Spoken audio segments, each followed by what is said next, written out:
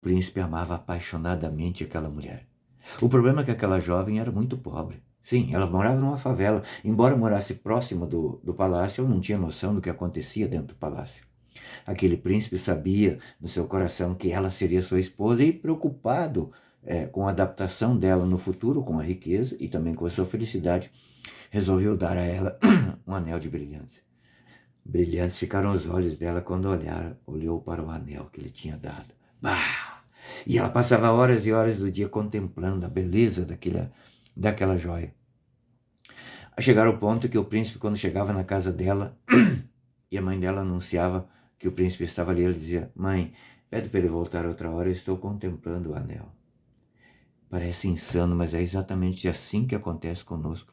Os presentes que Deus nos dá aqui nessa vida para nos aproximar dele, muitas vezes nos afastam dele, porque nós fazemos desse presente o fim último, o bem último. Sim, é exatamente isso que Jesus vem nos alertar nessa palavra de hoje, que está no livro de São Mateus, capítulo 19, versículos de 3 e seguinte. Aqui nessa passagem, os fariseus vêm e pedem para Jesus, né?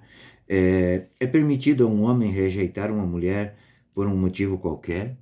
E Jesus vai dizer assim, ó, no princípio não era assim, né? Deus fez o homem e a mulher. Ah, mas e como é então que Moisés deu carta de divórcio? Muito bem, Jesus falou, Moisés deu carta de divórcio por causa da dureza dos vossos corações. Mas no princípio não era assim. Como que era no princípio? Nós temos que entender, voltar lá no Gênesis 3, para entender que antes do pecado de Adão e Eva, não tinha necessidade do homem trabalhar, o homem era imortal, ele não era atraído para o pecado, pela concupiscência, ele não precisava estudar, que ele tinha os 4 dons preternaturais. Mas o pecado veio e desgraçou tudo, tudo. E ali, naquele momento, Deus fala, Jesus não estava manifesto ainda, não havia se manifestado dessa forma. Deus fala, tinha ali uma conversa ali, Deus, Adão, Eva e a serpente. E Deus vai falar assim, colocarei ódio entre ti e a mulher, falando para a serpente. Ela te pisará a cabeça, tu lhe ferirá o calcanhar. E falou ainda para a mulher, você será atraída pelo homem. Atraída, no caso, aqui para ter relações sexuais. Né? E vai sofrer com as dores do parto. Olha só.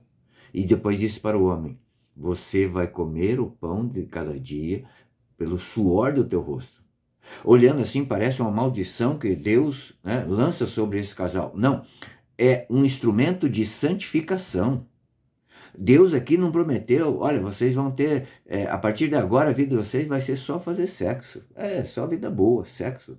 De todos os tipos imagináveis que vier na cabeça de vocês. Não. O sacramento do matrimônio é um sacramento para a santificação do casal e da família. Porque, sim, a família começa com o casal. Família acontece quando tem o casal e os filhos. Mas o casal é que vai dar o ensinamento para os filhos, para eles constituírem futuras famílias. É por isso que é importante a vida em família, é por isso que o demônio tem tanto ódio da família. É por isso que irmã Lúcia falou que uma revelação de Nossa Senhora a ela dizia, e ela escreveu uma carta a Dom Cafarra, que a batalha final entre o demônio e Jesus acontecerá na família. E é exatamente isso que nós estamos vendo nas famílias hoje. A mídia ataca cruelmente. As leis mundanas hoje atacam cruelmente a família. O demônio quer destruir a família. Mas a família não é um peso para nós. A família tem que ser um lar, um lugar de bênçãos. Mas para isso nós temos que saber usar dos presentes que Deus nos dá. O presente não pode ser o fim último, não. E aqui Jesus vai dizer que no começo foi assim com Moisés, mas acontece que nós olhando assim, a gente imagina que era só dizer, escrever uma cartinha, né, e dizer, olha, eu não quero mais minha mulher por causa disso, ela não sabe, até se ela não soubesse cozinhar, eles repudiavam a mulher. Mas não é assim que acontecia de fato. Moisés pôs aqui um jabuti nessa árvore, Qual que era o jabuti nessa lei? Tinha que escrever o libelo, e o libelo tinha que ser escrito pelos doutores da lei. E tinha que ser escrito em hebraico.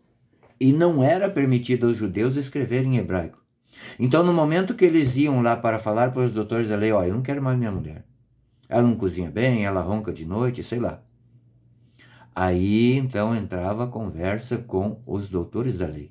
E os doutores da lei aconselhavam eles. Era um processo, não era tão fácil, era um processo meio que demorado.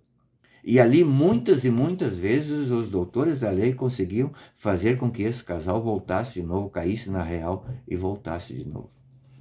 Eu não quero aqui condenar os casais que se separaram, que vivem segundo a união. Longe disso.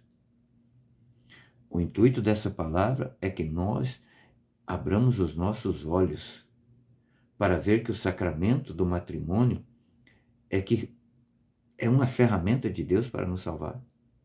Nós temos que entender que Jesus veio aqui na terra para que nós entendêssemos que o que ele quer é um matrimônio dele com a nossa alma. É esse amor esponsal com a nossa alma que ele veio para trazer. E isso está no começo da Bíblia e está bem no final da Bíblia. Lá no Apocalipse vai dizer que o noivo veio, a noiva, que é a igreja. É preciso que nós estejamos alerta, que nós valorizemos o sacrifício que nós fazemos para a família. E esse sacrifício seja feito por amor de Deus, sempre, como finalidade última, por amor de Deus.